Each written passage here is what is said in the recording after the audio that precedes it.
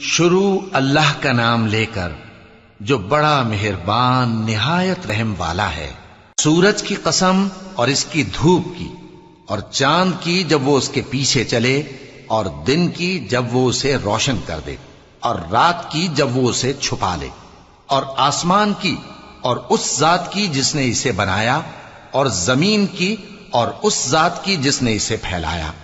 اور نفس انسانی کی اور اس کی جس نے اسے درست کر کے بنایا۔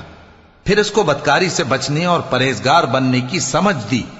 کہ جس نے اپنے نفس کو پاک رکھا وہ مراد کو پہنچا، اور جس نے اسے خاک میں ملایا وہ نامراد رہا۔ قوم سمود نے اپنی سرکشی کے سبب پیغمبر کو جھٹلایا۔ جب ان میں سے ایک نہایت بدبخت اٹھا تو اللہ کے پیغمبر صالح نے ان سے کہا کہ اللہ کی اونٹنی اور اس کے پانی پینے کی باری سے خبردار رہو، مگر انہوں نے پیغمبر کو جھٹلایا۔ پھر اونٹنی کو مار ڈالا تو ان کے رب نے ان کے گناہ کے سبب ان کو نیست و نابود کر دیا، پھر سب کو برابر کر دیا، اور اللہ کو ان کے بدلہ لینے کا کچھ بھی ڈر نہیں۔